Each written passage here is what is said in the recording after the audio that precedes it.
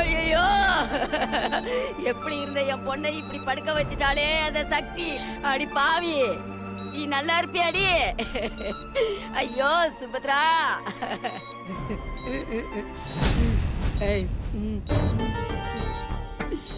Sister, இந்த மிஷினை யார் ஆன் பண்ணது?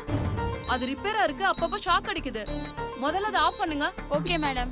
இனிமே யாரும் அந்த மிஷினை ஆன் பண்ணாதீங்க. சிஸ்டர், ரூம் நம்பர் 233ல இருக்க பேஷண்ட்ட ரூம் மாத்த சொல்லி டிவோ சொன்னாங்களே, அத மாத்திட்டீங்களா? இன்னும் இல்லைங்க மேடம். முதல்ல அத போய் பாருங்க சிஸ்டர். டிவோ ரவுண்ட்ஸ்க்கு வந்தாங்கன்னா அத பார்த்து சத்தம் போடுவாங்க. சரிங்க மேடம். ஐயோ,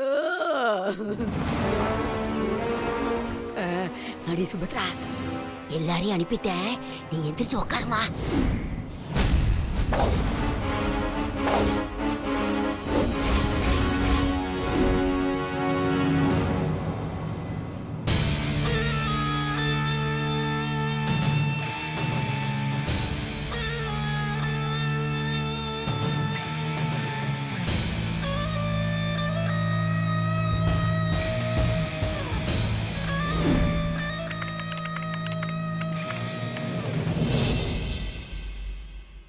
என்ன மேடம் இப்படி பண்ணிட்டீங்க?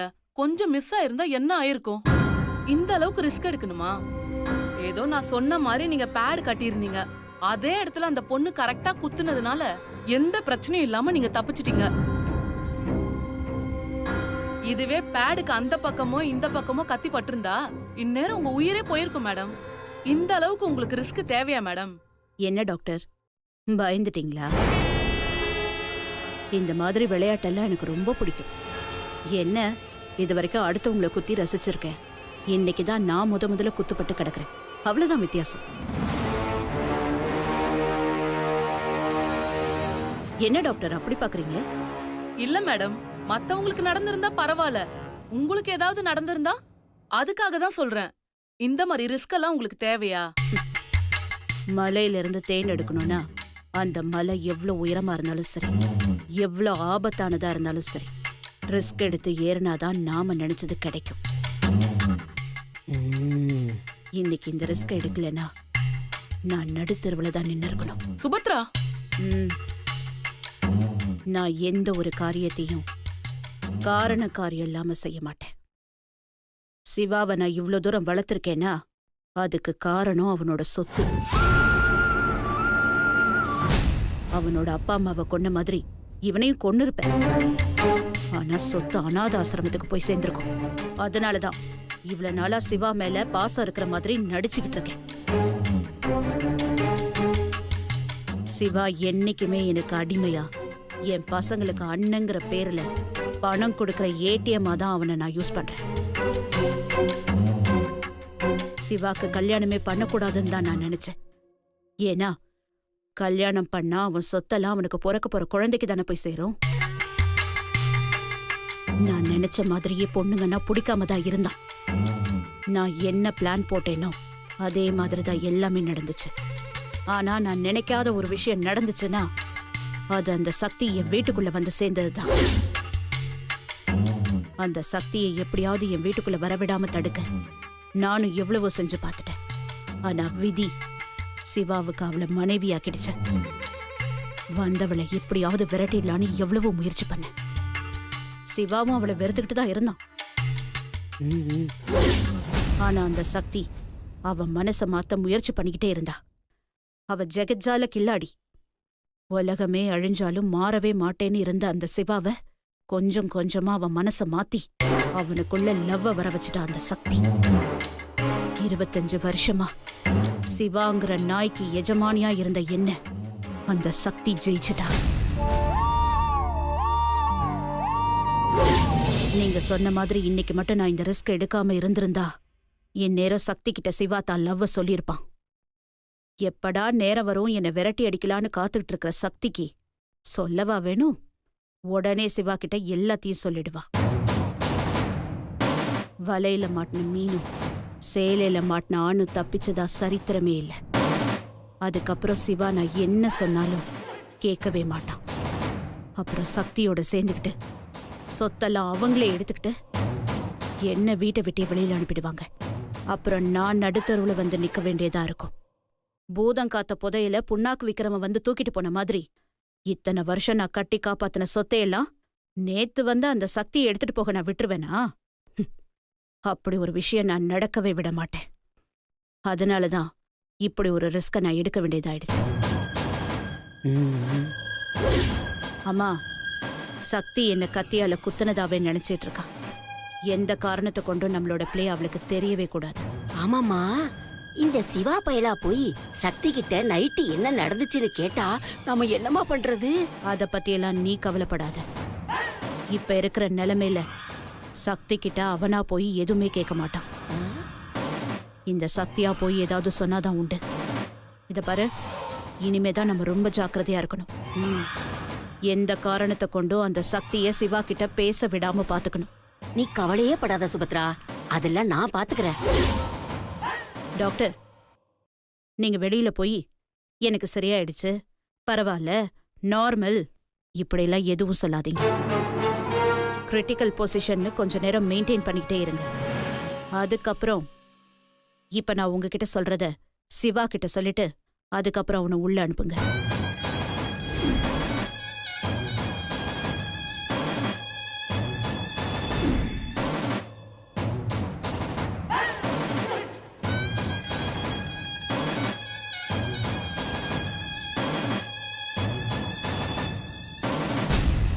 என்ன புரிஞ்சுதா? சரிங்க மேடம், நீங்க சொன்ன மாதிரி நான் சொல்லிடுறேன்.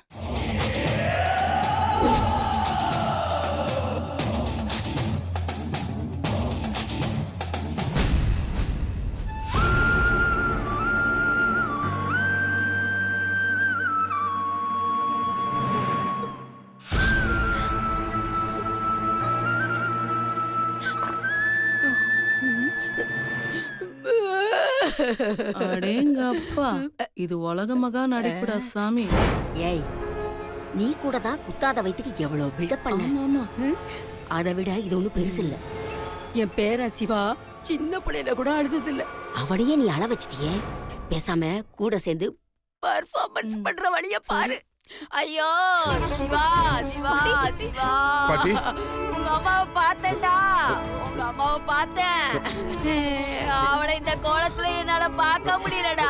பாட்டி, என்னாச்சு பாட்டி? என்னன்னு சொல்லுங்க பாட்டி. அம்மா எப்படி இருக்காங்க? இருக்கா, அவ்வளவுதான், எந்த உணர்வுமே இல்ல. பாட்டி, என்ன பாட்டி சொல்றீங்க? அம்மாக்கு என்ன ஆச்சு? இப்ப எப்படி இருக்காங்க பாட்டி? டாக்டர், அம்மா எப்படி இருக்காங்க டாக்டர்? அவங்க இப்போ கொஞ்சம் அன்கான்சியஸா தான் இருக்காங்க. அப்பப்ப நினைவு வருது போகுது. அதனால என்னால இப்போதைக்கு எதுவும் சொல்ல முடியாது. I did my level best. இனிமே எல்லாமே கடவுள் கையில தான் இருக்கு. டாக்டர், ப்ளீஸ் டாக்டர், எவ்வளவு செலவானாலும் பரவாயில்ல, எவ்வளவு பெரிய எக்ஸ்பர்ட்னாலும் வர வைங்க. எங்க அம்மா எந்திரிச்சு பொழைச்சு வரணும். ஏதோ பெருசா பிளான் பண்றாளே. ஓ அப்படியா? அப்படின்னா ஒண்ணு பண்ணுங்க, நான் சொல்ற அமௌண்ட்டை இப்போதைக்கு கவுண்டர்ல கட்டுங்க. என்னோட சீனியர் டாக்டர் இப்போ பெங்களூருக்கு வந்திருக்காரு. அவர் லண்டன்ல சர்ஜரி ஸ்பெஷலிஸ்ட். அவர் வந்தாதான் இது ஒர்க் அவுட் ஆகும். ஏதோ பெரிய அமௌண்ட்டா பிளான் பண்றாளே. அப்ப என் பொண்ணு பொழைச்சிருவாளா டாக்டர்? ஐயோ, ஏய், ஓவரா பொண்ண மூஞ்சி பேத்துருவ பாத்துக்க. அப்ப நான் உண்மையை சொல்லிடவா? சொல்லிக்கோ சொல்லிக்கோ, ஆனா அமௌண்ட்ட கொஞ்சம் கம்மியா கேளு. முடியாது. முடியாதா? ஏய், உன்னை என்ன பண்ண போற பாரு. என்ன பண்ண போற? ஒண்ணும் பண்ண மாட்டேன், நீ பண்றத பண்ணு, நான் பாத்துக்கிறேன். டே சிவா, உங்க அம்மாவை காப்பாத்துறா. ஐயோ டாக்டர், எவ்வளவு அமௌண்ட்னு சொல்லுங்க டாக்டர், இமிடியேட்டா பே பண்றேன். ஓகே, நீங்க கொஞ்சம் வெயிட் பண்ணுங்க, நான் எவ்வளவு அமௌண்ட்னு செக் பண்ணி சொல்றேன். சீக்கிரம் சொல்லுங்க. ஏண்டி, எங்களுக்கே ஆப்பு வைக்கிறியா? இருடி, சுபத்ரா கிட்ட சொல்றேன், அவ வெப்பா உனக்கு ஆப்பு.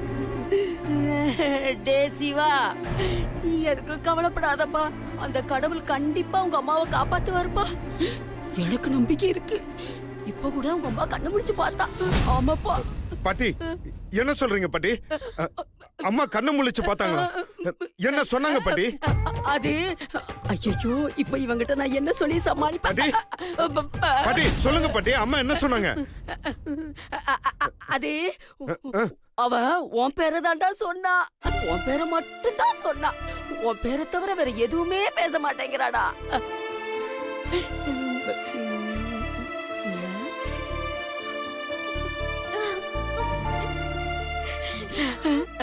அவ தான் பெத்த பையன் பேர் கூட சொல்லலடா. உன் பேரை மட்டும் தான்டா சொன்னா. அவளுக்கு உன் மேலதான்டா ஜாஸ்தி பாசம். கண்டிப்பா அவ பொழைச்சுக்குவாடா. உங்க அம்மா பொழைச்சுக்குவாடா.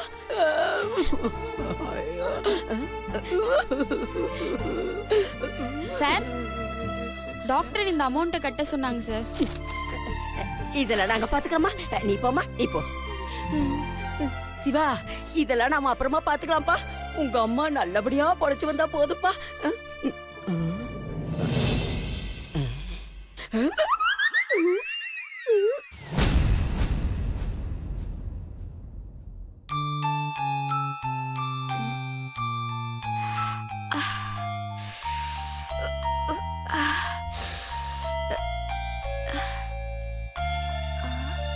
என்ன இடம் இது?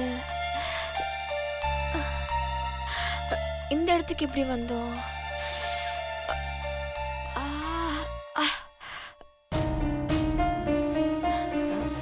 யாரையுமே காணோம்.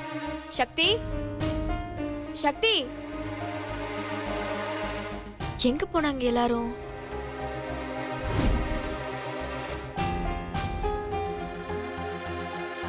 சக்தி, சக்தி, என்ன இங்கேயும் காணோம்?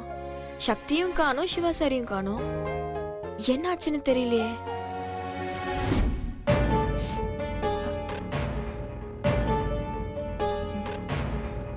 இந்த சக்தி எங்க போயிருப்பா? ஆளையே காணோம். ஃபோன் பண்ணி பாப்போம்.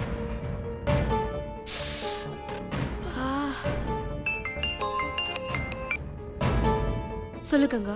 ஏய், எங்கடி இருக்க? வீட்ல வர யாரையுமே காணோம். எங்க இருக்க?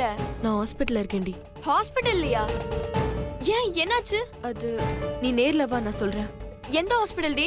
MSK hospital. சரி, தோ உடனே வரேன்.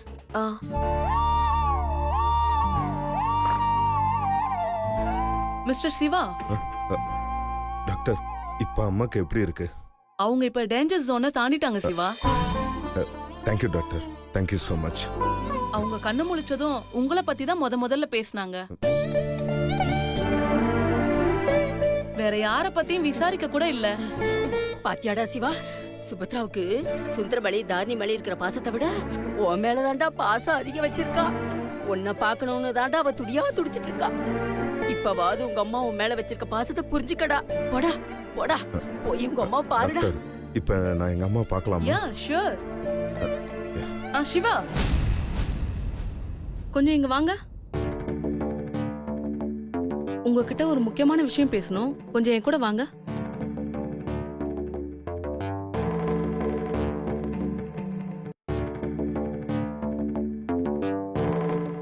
டாக்டர், சொல்லுங்க டாக்டர்.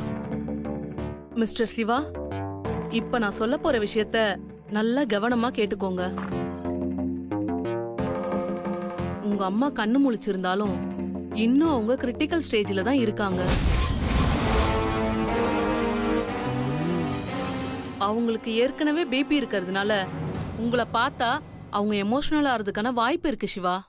அப்படி ஏதாவது நடந்துச்சுன்னா நீங்க தான் அவங்கள பாத்துக்கணும்.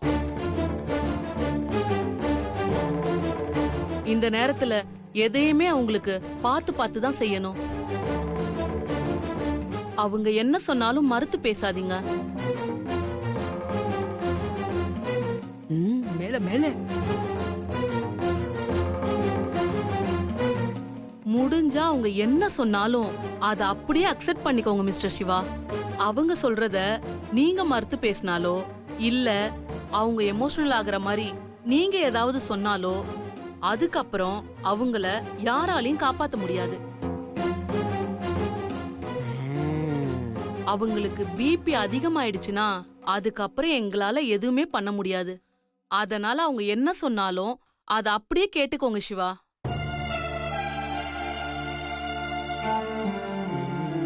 நாங்க குடுக்கற மருந்து மாத்திரையோ ட்ரீட்மெண்ட்டோ அவங்கள காப்பாத்தாது. நீங்க அவங்க கிட்ட பேசுற வார்த்தையும் நீங்க அவங்கள பாத்துக்கிற விதமும் தான் அவங்கள குணப்படுத்தும். சோ நீங்க இனிமே எதை பேசுறதா இருந்தாலும் அவங்க மனச காயப்படுத்தவே கூடாது. என்ன சிவா, புரிஞ்சுதா? Okay doctor. மிஸ்டர் சிவா, உங்க அம்மாவோட உயிர் உங்க கையில தான் இருக்கு.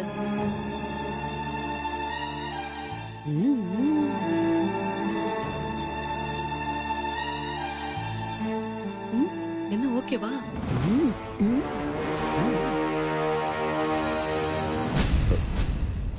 Okay doctor. எங்க அம்மாக்கு எதுவும் ஆகாம நான் பாத்துக்கிறேன். ஓகே சிவா, இப்பவும் நான் சொல்றேன், உங்க அம்மாவோட உயிர் உங்க கையில தான் இருக்கு.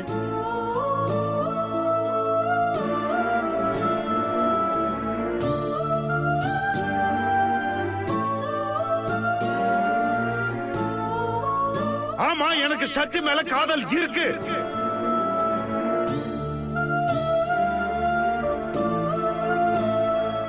போடா, போய் இந்த விஷயத்தை சக்தி கிட்ட சொல்லு. அவ எவ்வளவு சந்தோஷப்படுறான்னு பாரு. அவங்க எமோஷனல் ஆகுற மாதிரி நீங்க ஏதாவது சொன்னாலோ அதுக்கப்புறம் அவங்கள யாராலையும் காப்பாத்த முடியாது. அம்மடி அம்மடி அம்மடி, நீ சொன்ன மாதிரியே டாக்டர் அம்மா சிவா கிட்ட எல்லாத்தையும் சொல்லிட்டா. சிவா உன்னை பார்க்க வந்துட்டு இருக்கான். குடு, குடு, குடு, குடு, குடு. மாட்டு மாட்டு மாட்டு, மாஸ்க் எடுத்து மாட்டு. இருமா.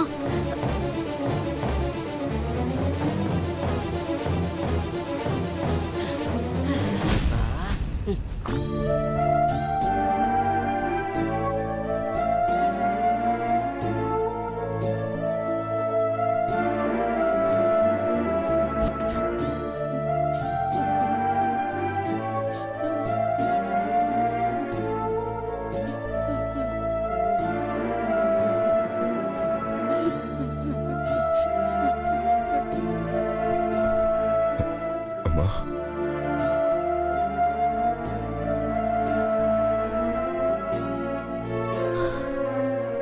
சிவா,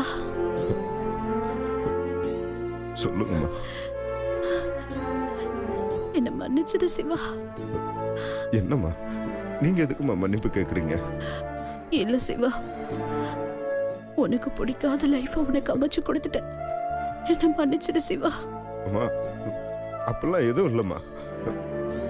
நீங்க எனக்கு எது செஞ்சாலும் என்னோட நல்லதுக்கு தான் செய்வீங்கன்னு எனக்கு நல்லா தெரியுமா.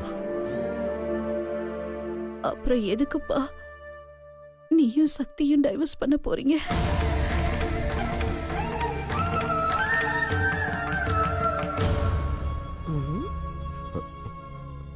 அம்மா, எல்லாம் எனக்கு தெரியும் சிவா. நீயும் சக்தியும் டிவோர்ஸ் பண்ண போறீங்கன்னு கேட்டதுல இருந்து என்னால நிம்மதியாவே இருக்க முடியலப்பா.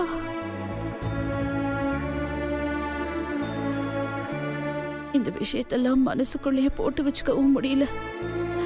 அதனால இத பத்தி சக்தி கிட்ட பேசும்போது நீ என்ன சிவாவை பெத்த தாயா வளர்த்த தாய் தானேன்னு சொன்னாப்பா. இத கேட்டுக்கிட்டு நான் எப்படிப்பா சும்மா இருக்க முடியும்? அதனால என் பையனுக்கு தான் உன்னை பிடிக்கலையே, அப்புறம் எதுக்கு அவனை தொல்லை பண்றேன்னு கேட்டேன். அதுக்கு அந்த சக்தி எங்க விஷயத்துல தலையிடுறதுக்கு நீ யாரு, நீ இருக்கிறது நடந்தன பிரச்சனைன்னு என்ன கத்தியாலே குத்திட்டா சிவா. என்ன மன்னிச்சிரு சிவா. இப்படி ஒரு பொண்ணை உனக்கு கல்யாணம் பண்ணி வச்சு உன் வாழ்க்கையை நானே கெடுத்துட்டேனே.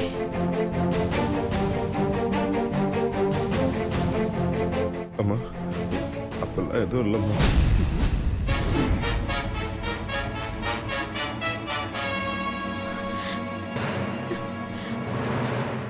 இல்லப்பா, நீ எனக்காக பொய் சொல்ற. போதும் சிவா, எனக்காக நீ பார்த்து பார்த்து உன் வாழ்க்கையை நாசமாக்கிக்கிட்டதெல்லாம் இதுக்கு மேலே அதுக்கு நான் சம்மதிக்க மாட்டேன். இப்ப நான் உன்கிட்ட ஒரு உண்மையை சொல்ல போறேன். எனக்கு அந்த சக்திய சுத்தமா பிடிக்கல சிவா.